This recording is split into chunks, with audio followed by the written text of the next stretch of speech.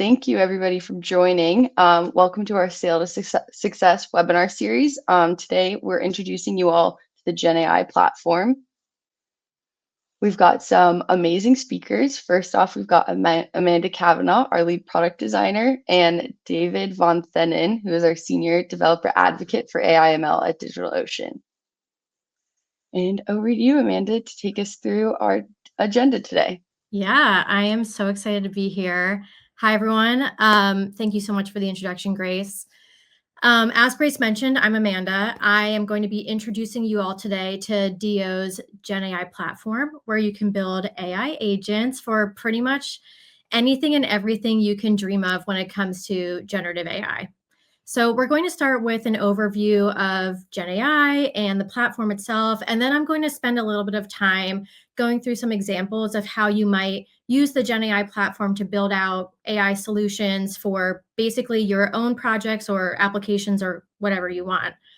I've got my good friend David here from our developer advocacy team to help out with the Q&A at the end of our session. So make sure to take notes if anything comes up while I'm showing off the experience so that we can give you the info you need at the end. So with that, let's hop into it. Let's see here. Sorry, I'm just getting all my slides organized here. So I'm sure you're all like a little bit in the know when it comes to generative AI, and you've probably used it, or you've been building with it already, or you've probably come across some AI generated content in some way or another over the past couple years. But generative AI, or Gen AI, as I'll probably call it throughout the session, because it's a lot of words, essentially uses large language models, which are at their foundation really smart math equations, to generate content or take action on behalf of their users. The large language models used to power GenAI applications are developed by companies like Anthropic, DeepSeek, which came out like 2 months ago, huge deal, OpenAI, of course, Meta, and there are a ton of others as well. These models are trained on enormous amounts of data, the entire internet, plus privately acquired non-public information, and then all of that gets combined into a network of language relationships and conceptual relationships that the model then uses to generate an output. These models are incredibly powerful on their own. I'm sure you've all chatted with OpenAI's ChatGPT or Anthropic's Claude. If you've used Claude Code, it's like a really cool, powerful coding tool. In those cases, you're just chatting with the base model. But if you're looking to make that model a subject matter expert in a specific domain, let's say as an expert in your company's employee handbook or your company's code repos, then you'll want to extend the power of these models by using them as the foundation in an AI agent. So, what is an AI agent? I like to think of AI agents as like large language models with a job. They have a job description. So the large language model is really powerful on its own, like I said, but it wasn't trained on your proprietary data or on any data that is behind like an uncrawlable website or behind authentication or anything that's not publicly available, like in a database, or not allowed to be used. So if you want to use a GenAI model to answer questions or do things that are specific to your company's domain of expertise, you need to give that model a job and then give it access to that data so that it can find answers or create the content that you're looking for. That's kind of essentially what an agent is, that LLM with instructions for how to work specifically for your use case. And it has the data that it needs that it probably doesn't have in its foundational training data. Agents can be as simple or as complex as you want them to be. You can set up an agent that has like no additional data, but maybe has like a very specific personality. So you give it instructions to be really sassy or really sarcastic or respond in a certain style or a specific language.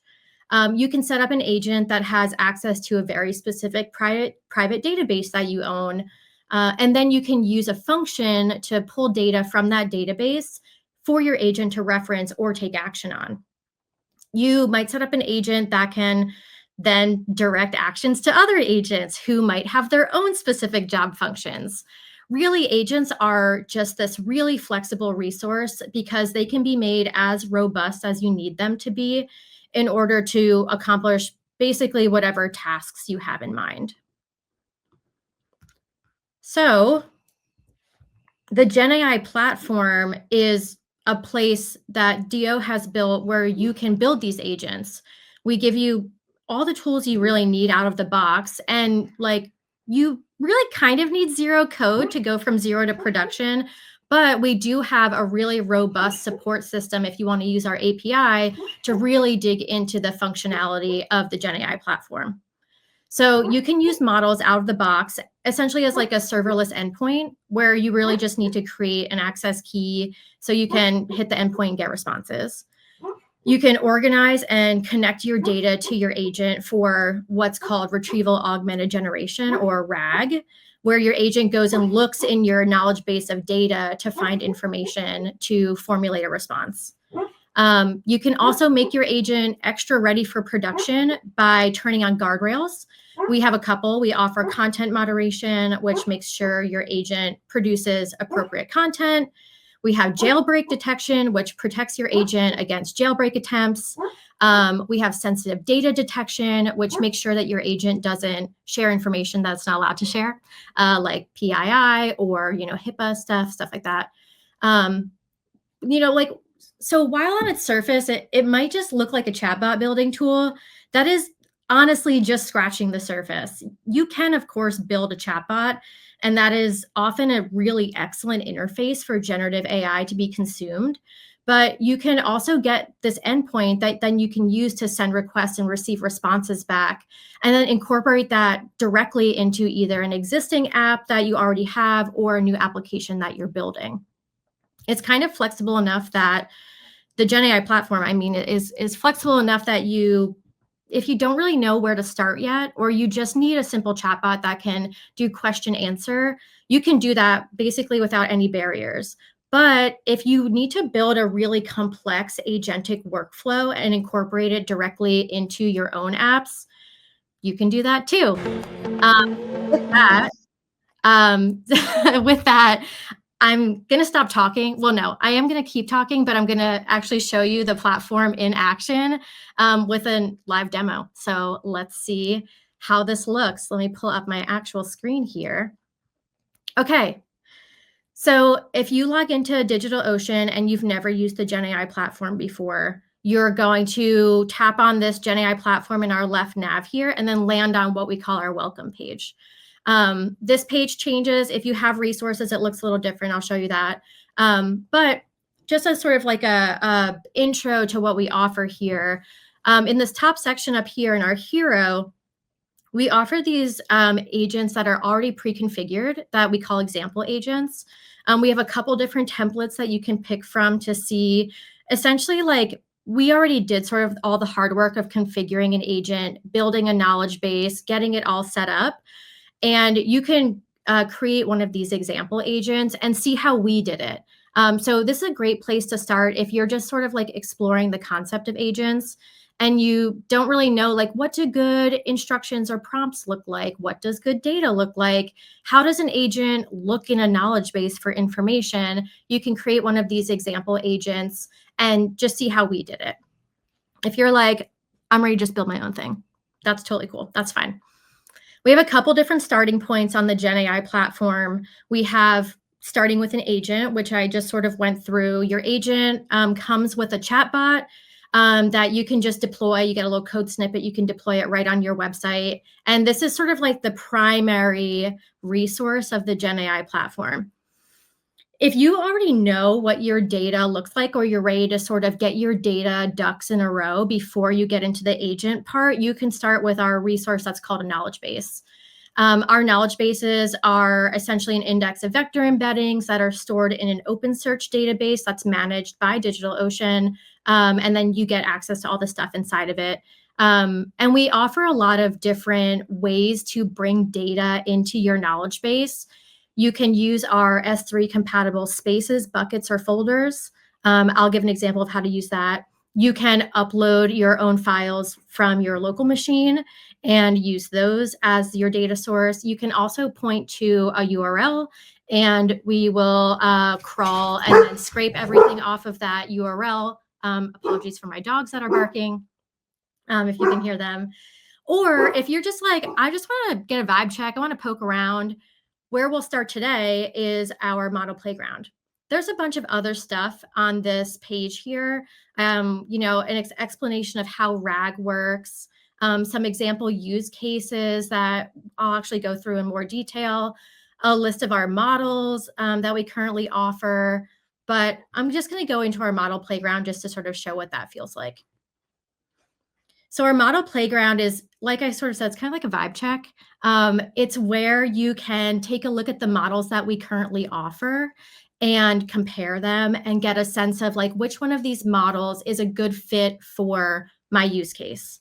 So we offer a bunch of different models. If we currently offer access to the Anthropic models, if you want to use an Anthropic model for your own agent, you have to bring your own key. And we'll be doing the same thing for OpenAI models around the end of the month or so. Those will be available as well. But I'm going to use Llama 3.1 Instruct. It's just a really great, really snappy, quick, good model. And let's compare it to another one. Let's compare it to DeepSeek. DeepSeek is a reasoning model, and I'll show you what that means in a second. But DeepSeek was like all the rage, big hype cycle around it. It's a really cool model function, this reasoning model. And in the playground here, I'm going to sync these inputs, and then I'm going to ask both models the same question. My favorite question is, why is the sky blue? And let's see what they say. Okay, so you can see over here, DeepSeek is thinking. It's a reasoning model. And so what it's actually doing over here is it's going through rationale for what it's going to say before it says it. And so I opened up this screen here to take a look at all of the reasoning that this model did before answering this question. You can see this is feels kind of like overkill for this question, but reasoning models are really great for really complex decision making. And so maybe DeepSeek is not a good fit for very simple question answer, but DeepSeek is really good for complex conversational scenarios where the model has to do a lot of thinking and connecting the dots and looking in various different places before it responds.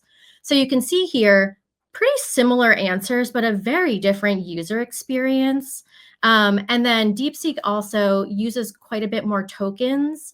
All the stuff that shows up in here all counts towards this model's token usage. So that's just something to keep in mind as you're creating an agent with this model. So let's say I'm super stoked. This is great. I love this Llama model, for example, and I'm ready to get started. I can go down here and hit create agent. There are a couple different places to get started with agents. This one's just right on the screen. So I'm just going to head in here and get started with creating an agent. My favorite use case and one that I have data already set up for is a hotel front desk concierge. So I'm just going to call this agent the AI hotel front desk. And I'm going to come down here and write some instructions. I already have these written. Sorry, I'm cheating a little bit. But I'm going to paste in the instructions here, and then I'll just give you a quick overview of kind of what these are. So your agent instructions is that job description that I talked about earlier. It's, what your agent's job is. This one is a front desk concierge for a hotel group. What its job description is or its role is. This agent's job is to answer questions about properties, amenities, and prices. And then the tone. This agent should be friendly, helpful, and professional. Do not use exclamation points. I don't think I've ever chatted with a front desk hotel concierge who's they're very professional. And so I want this agent to have a similar air. I'm going to tell this agent only look in the context that you have for information on properties, amenities, and pricing. What this means that this agent is going to look in my knowledge bases, which are context attached to my agent, as opposed to just looking in the wide internet for things that are unrelated to my specific domain. And then I've got some other stuff in here about, best practices for questions. You can also format this as example conversations that your agent might encounter. That way it sort of has a mental model, so to speak, for how to respond to questions it gets. I'm going to pick my model. We recommend the Llama 3.3 Instruct 70B model. It is an absolutely fantastic model. It's a great general purpose. It's really good at pretty much everything that you can throw at it, from coding to question answer classification. It's really just an all-around excellent model and affordable. And then if I had data already set up, I would come in here and add a knowledge base. You can see I have one here. I'm not going to add it though. I'm going to create a new one. But this is a place where you would, if you already have all that data set up, you would attach it to your agent. It's one less step later. So that's kind of it. Like, give it a name, give it some instructions, pick a model. Ta-da, you're done. I took a lot longer to do this than this would probably take you. But you can see here, this model token rate is 65 cents per million input and output tokens. So super affordable, and a million tokens is a lot of tokens. So, this is really a really great way to sort of get started with agents. So I'm going to create this agent. And then while that's deploying, I'm going to go and create a knowledge base. Now, just for a step back here, that welcome screen that we looked at before is no longer. I now am looking at my agent management experience here. So I've got knowledge bases, which is where I'll create a new one in a second. We've got guardrails, which are, as I mentioned, a way for you to protect your users and your data as sort of boundaries around your agent experience. And then I also mentioned commercial models. So we currently support Anthropic. We are going to be adding OpenAI to the mix by the end of the month. And so this is where if you have an Anthropic key or an OpenAI key, you would add it and then manage it here. And then you can use that key to give you access to the models that you can use for your agent. So you can totally do that as well. Let's talk about knowledge bases. Knowledge bases are super cool. As I mentioned, sort of the underlying experience with a knowledge base is an open search database. DigitalOcean hosts open search databases. And so you can either use one that you already have, or you can create a brand new one. Let's call this one hotel info. And what I'm going to do is pick my data sources. So as I mentioned, we have a couple. You can use a Spaces bucket or folder. Spaces is DigitalOcean's S3 compatible object storage solution. I already have a bunch of stuff in Spaces, so I'm just going to use that. But I can also upload files from my computer, or I can paste in a URL for web crawling. And that has a couple different options as well. So it's a pretty robust experience. But I'm going to use my Spaces buckets because I already got stuff in there. So this one that's got my luxury hotel properties info, I'm going to just select that whole bucket. If I had folders, I would go and select a folder if I wanted to, but I'm just going to pick the whole bucket for now. And I'm going to add that. Easy peasy. Because this is stored inside of DO, there's no data transfer. So I don't have to worry at all about like ingress egress costs or anything. Everything's inside of DO. I know exactly where my data is. And this is just like it's all integrated. It's great. I can add multiple data sources, but I'm not going to do that right now. As I mentioned, you can use an existing open search database if you have one, or you can create a new one. And the way that we do that is we essentially just use some intelligent data to pick the best open search database structure for your data. So again, like we always default to the least expensive one, but you're more than welcome to use one you already have. That's what I'm going to do right now. I've got a couple. I'm going to use this one. And then the next step really is like getting started. To make your data consumable for your large language model, we use what's called an embeddings model to transform your data from actual text into vector embeddings that get stored in your open search database. There are a couple different models that we offer here. We recommend using this GTE large one. It is an excellent multi-purpose embeddings model, but you're more than welcome to pick the other ones too. You're just going to get really good performance with this one, and it's really inexpensive. Here's just a little bit about how much I can expect this, what's called an indexing job, which is when we take your data and we transform it to be stored as vector embeddings. You can see how much that might cost here. And then I'm just going to create it. Again, this is like, I took a long time to talk through that, but it's really like you can do this like really fast. This is not indexed yet, so I'm going to come in here just real quick and just kick off this initial indexing job to get that started. And I can see here, the progress, how many tokens it used. And then if I opened up this job details, I would see, what files are being indexed at that time. While this is happening, I'm going to skip us all the way back to our agents, and I'm going to just demo an agent that I already have up and running. So this agent is called my hotel concierge agent, very similar to the last one. And in your agent, you've got a couple different places to like hang. We've got our playground, which is where you talk to your agent and make sure that it's working the way that you want it to. All of your settings are in here. Your instructions that you wrote, your model settings, which is where you can adjust all of the different rules for how your model works. And we've got explainers for all of these, both in here and also in our documentation experience. And our product docs are fabulous. If you want to take a look at those, they're really great. This is also where you would manage all of your other agent resources. So it's where your model is and where you can adjust those model settings again, or change your model if you want. It's where your knowledge base is stored, and you can attach another knowledge base or change this one out. This is also where you manage your guardrails, your agent routes, which is when your agent routes questions to another agent who has a different job function, and then functions as well, which I mentioned. And then you've got settings too. But let's go back into the playground. I just want to show like how this works. So let me ask my favorite question to ask this agent. Let's say I'm interested in a catamaran tour. And this agent is going to go look in my knowledge base to pull information out of it about the catamaran tours that we currently offer. Because I know my data and because I designed this agent, I know that this is the right answer.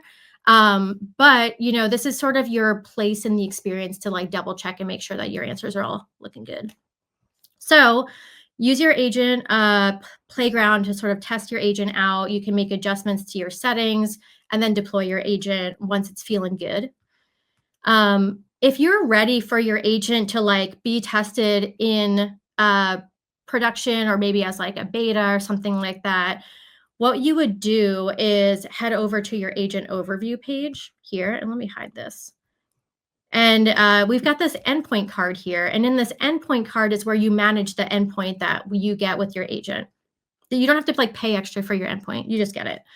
And we've got two settings for your agents, public and private. When your agent endpoint is public, we also give you access to this little code snippet here, which then you can use to just pop right on in your HTML on your website.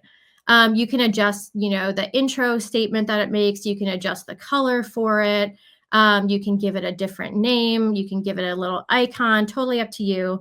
But you can just, if you just need something like real quick, this is the way to do it, just to get something out there in testing or even like out in prod. But if you want to incorporate your agent into an application, you would create an endpoint access key.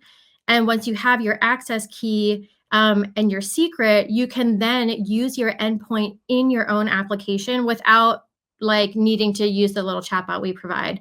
You can create your own interface. You can use the one that we offer, totally up to you. But your endpoint access keys is what allows your application to hit your endpoint. We've got usage over here, so you can keep track of your usage. And then we've got a couple features coming this quarter, by the end of the quarter, that give you some more insight into how your agent is performing. And we've got a very long roadmap of lots of improvements coming as well. So this is a constantly changing, constantly improving experience for you. So with that, I'm going to bring us back over to our presentation, and I want to go through some of those examples of like how to use this in real life in your own applications. So let's bring us back over to talk a little bit about the actual experience here. Like I said, there are like a million ways to incorporate GenAI into your application. We have people building question answer. We have people building out like SRE agents. doing advanced data analytics, doing synthesis, just like tons of examples. I'm going to go through a couple of them today. And that way we can just like sort of see architectures of how this works in real life. So just for like a really brief summary, the GenAI agent architecture is not super complicated. On the top here, we've got, our foundation models. All of the models, except for the commercial ones that we support, are hosted on DO infrastructure. So you don't have to manage that. You're not managing a GPU that you're hosting a model on. You aren't paying for that GPU to be up and running 24/7 to use your agent. You're just paying for the tokens that your agent uses. We manage the actual infrastructure. So nothing too crazy for y'all. This next like middle big chunky layer is our resources layer. This is, where I mentioned we have agents that can be public or private. We've got, chatbot and API or an app as ways to hit your agent. We also have functions, which I mentioned, which is a way for your agent to go outside of its architecture to go and do things like complete tasks, get live data, basically anything you can imagine with a function. In this rightmost section, we've got our data stack, which is those knowledge bases that I talked about. As I said, these use managed OpenSearch databases, and you can use our S3 compatible spaces buckets, local files, whatever, to sort of fill out that data stack, and that's where your agent talks to get the information that it needs to then answer questions or provide content to your end users.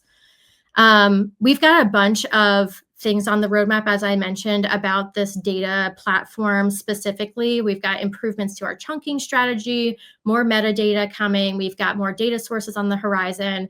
And if there are any like specifically that you are interested in terms of data sources, please let us know, because we really want to be providing things that you need in your own applications.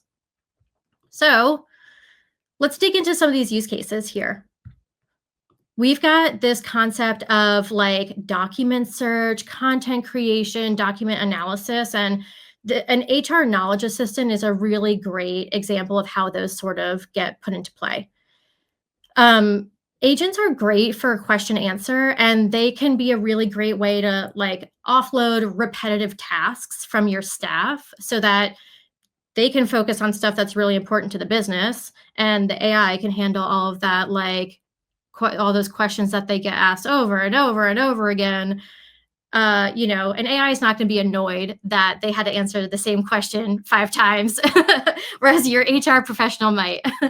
So, being able to leverage an agent to answer common questions so your HR folks can work on things that are more important is great for productivity, and it's generally good for overall happiness anyway. So let's say we're going to build this like HR knowledge assistant. What this is at its core is document search, document analysis, like I said, and content creation. And then it probably has some special instructions to help the assistant stay within like the compliance and legal boundaries of the HR world. For this agent, you would probably use a large language model like Llama 3.370B, which is really good at conversations. It's good at making connections. It's good with retrieval augmented generation. And then you would want a knowledge base of your HR documentation. Your instructions would include info about the agent's job, the tone of voice, what it is and is not allowed to respond with, compliance guidelines, and maybe some example conversations. Your knowledge base might have things like policies, guidelines, employee handbook, compliance documents, maybe a document that sort of maps related policies together, such as like your holiday calendar and your PTO policies might be related.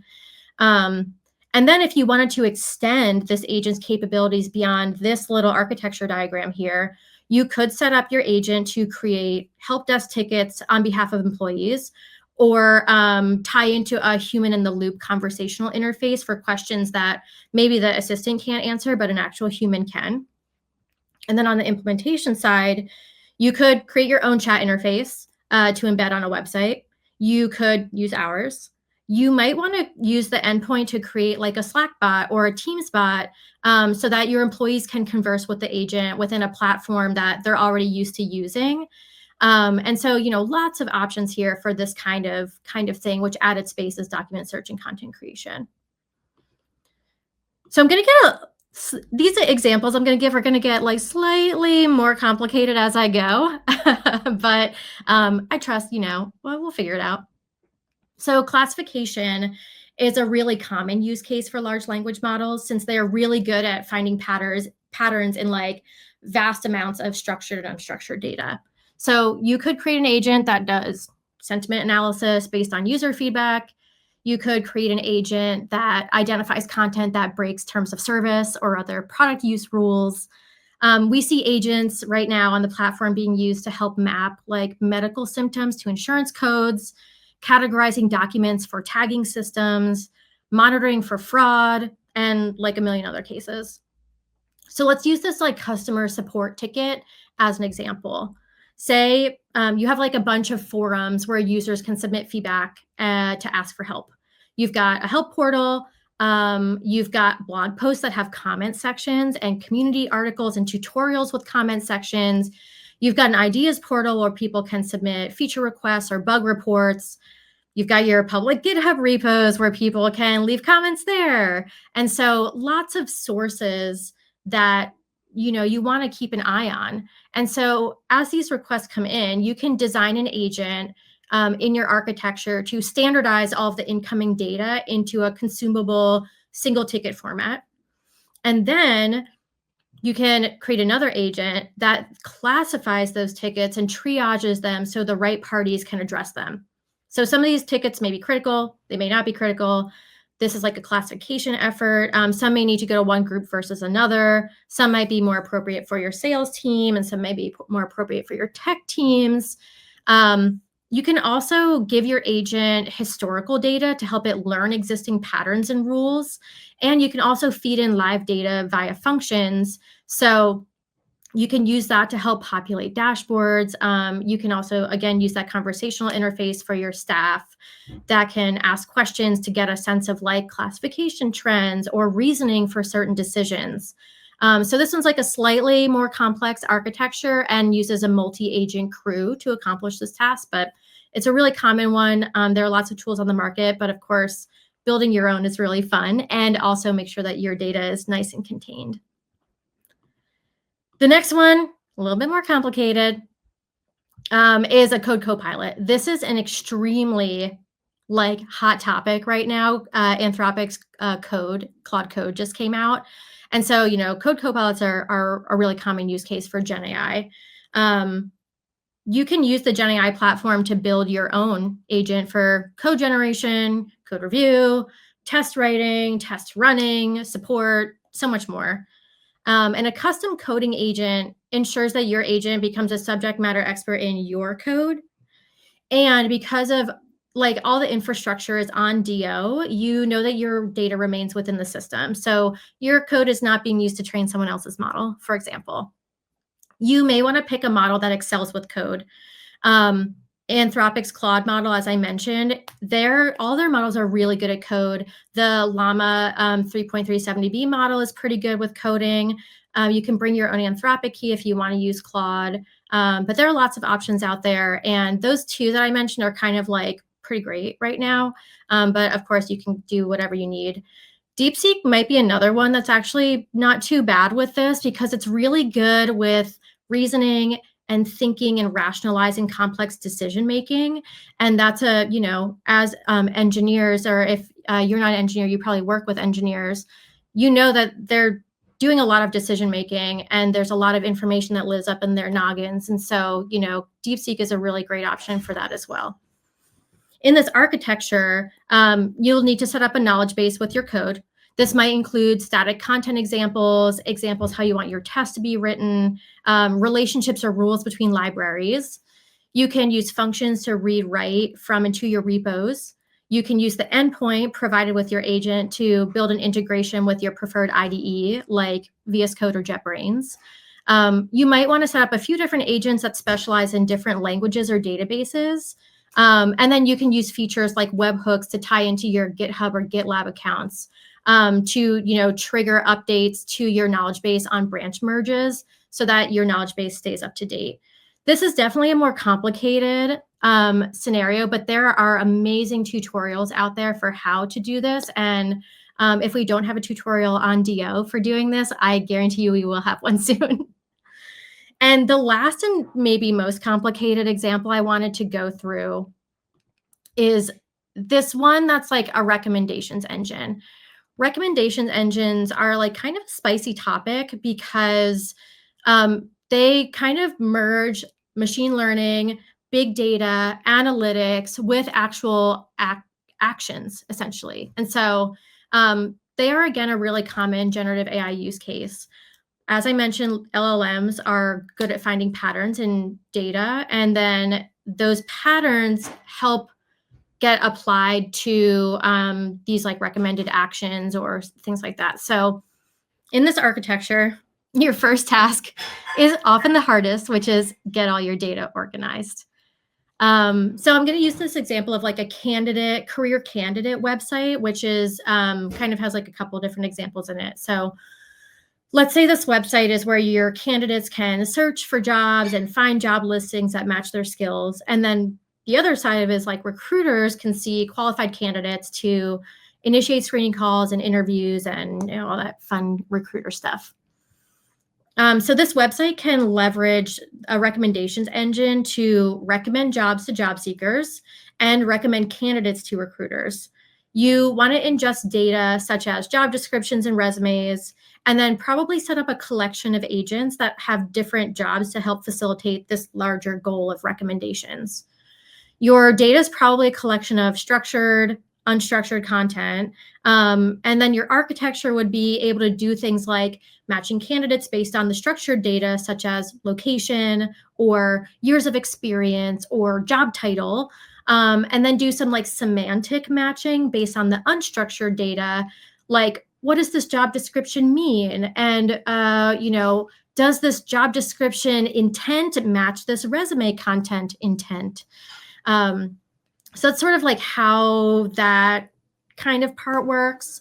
You probably also would, in this type of a scenario, want to build in like search functionality into the application, which would use natural language to find matches between candidates and job posts. So again, that recommendations engine serving content that gets input from a natural language search input there.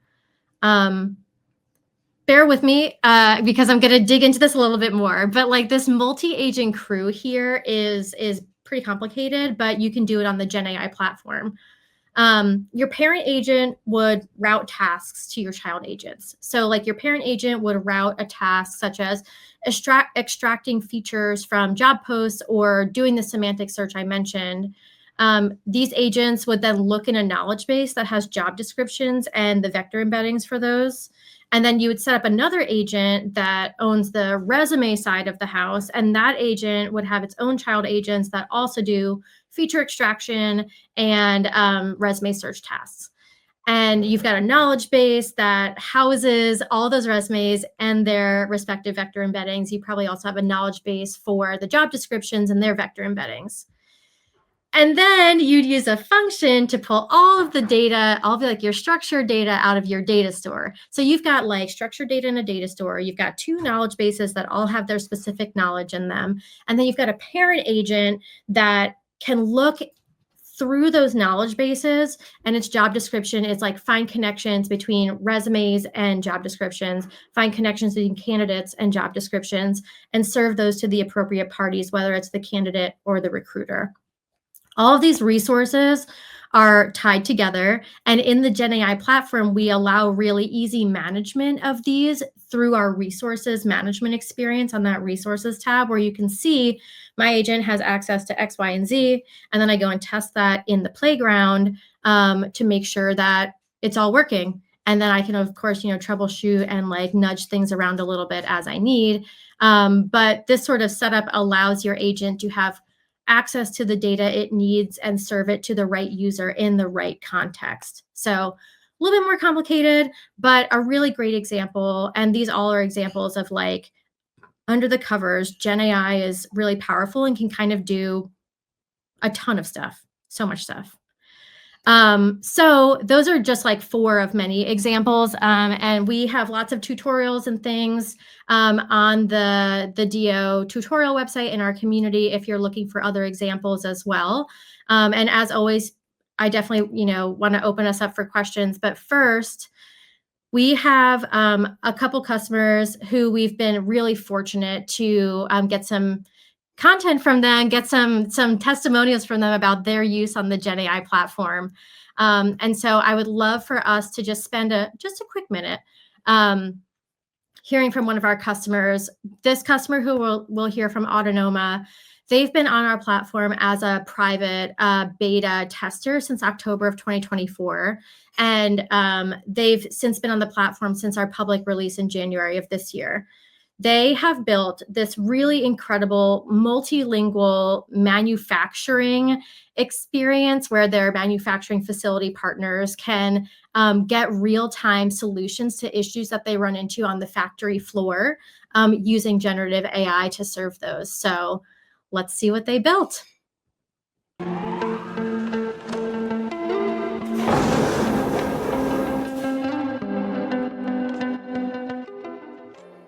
Everything started when our founders spent years working in industrial digitalization, repeatedly building the basics for IoT platforms from scratch. And at some point, they figured out that the first 50% of every digital customer portal is, like, on technical side, always the same. So yet it still took years to deliver an MVP that could be tested with customers. And at Autonoma, we wanted to change that. We created the first digital customer platform as a service, and with our solution you can get started with your digital customer platform just in days. So what led us to explore the GenAI platform was that our customer datasets were growing and our features also expanded really quickly. So we faced the challenge of maintaining simplicity and intuitive workflows for our users. And our initial focus was on improving the help center and build our intuitive help center by enabling customers to ask questions about how to use our platform. And after the initial feedback round with customers, we quickly identified a second use case. We tried to translate critical machine errors delivered by industrial plants in real time into clear, actionable steps for our customers. These led us to explore AI solutions to enhance both the user experience and also the operational efficiency. We did a lot of research about different AI platforms and also different native models. But to be fair, we quickly come back to DigitalOcean's GenAI because it appeared to be so simple. It integrates easily in our existing infrastructure, and it's also cost effective, as well as cost transparency was really great for us. So for our small team, it's been a real game changer. It let us dive right in and start building without the need of a ton of resources. So working with DigitalOcean has made it easy to just getting your hands on building an AI-driven solution. And it also helped us really quickly to deliver real value to our clients without adding all the, for us as a team, unnecessary complexity and even overloading our team in terms of human resources, for sure.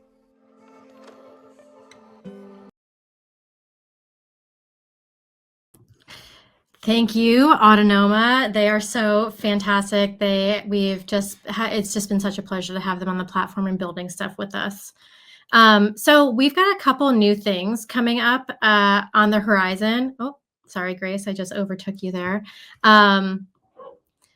So apologies for my dog barking. As I said, we've got a slew of new features on the near-term horizon, as well as basically a really long roadmap of really great stuff coming for y'all. We just released a new data source option for our knowledge bases, that web crawling that I talked about, where you can point to a URL and crawl its contents to add to your knowledge base. We are adding bring your own key for OpenAI models at the end of the month. We are shipping improvements to our function routing experience. We are adding in versioning for the ability to roll back to previous agent configurations. We've got insights coming for agent performance, everything from logging to trace routing to evaluations, lots of stuff on the roadmap. And even further down the horizon, we've got things like citations for knowledge bases, more granular control over your data management pipeline with control over your knowledge base configuration and chunking strategy. We've got multimodal model support coming and just so much more on the horizon.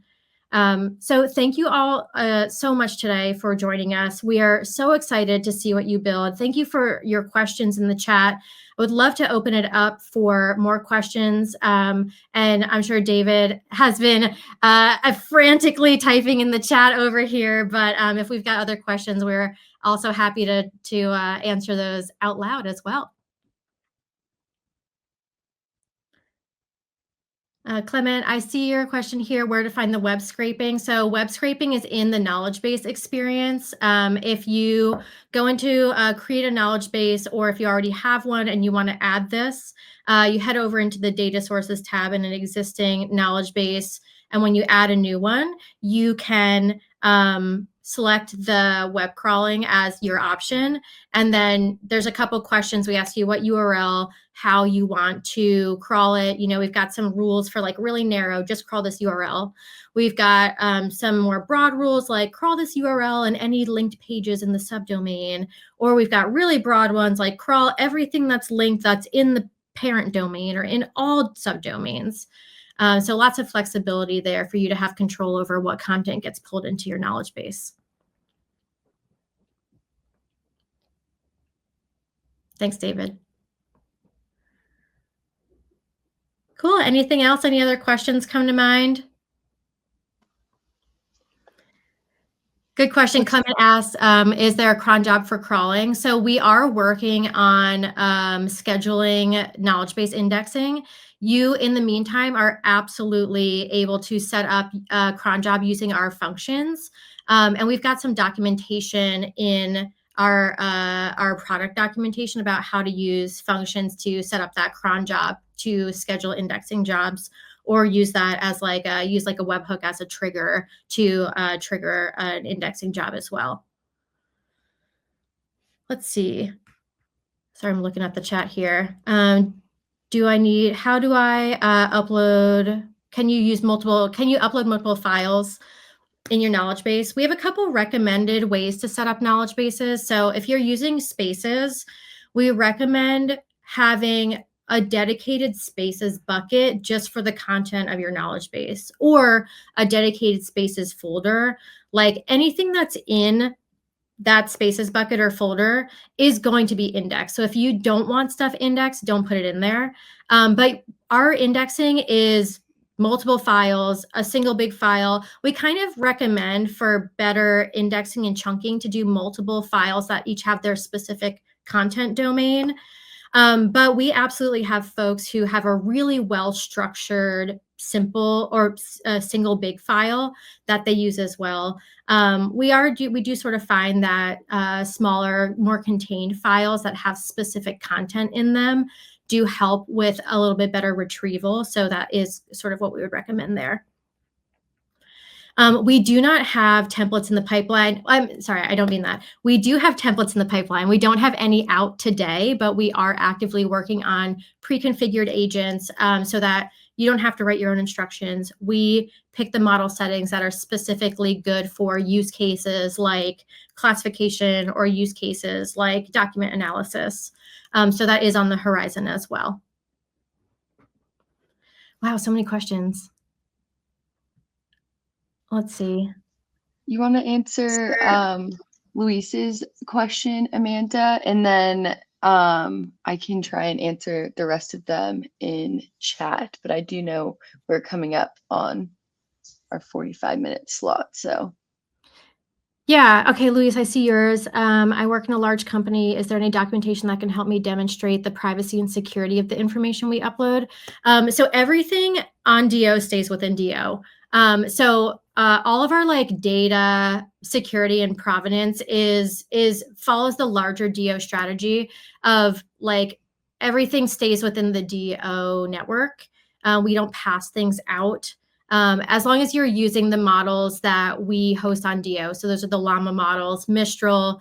If you're using Anthropic, you're subject to their data privacy terms. But everything, all of your data that's stored on DO and used with a model that we host on DO stays within DO. I can see if I can find somewhere where we have that information about our data security, but it's not, GenAI is no different than any other data security that we have on DO and our databases. I hope that helped. Great. Thanks, Amanda. Since we are coming up on the end of time, I just wanted to show everybody this quick slide. You can go get started on the platform today at this URL, cloud.digitalocean.com/GenAI. And if you have further questions or you're not sure where you want to start or how to build what you're looking for, we're here to help. Just shoot us an email at support@digitalocean.com. And thank you so much for attending today. We're really excited about this platform, and we're here to help or answer any additional questions you might have. And then the replay of this webinar will be available on YouTube as well. So thank you, everybody, for joining. And thank you, Amanda and David. That was awesome to be a part of. So thank you, everybody.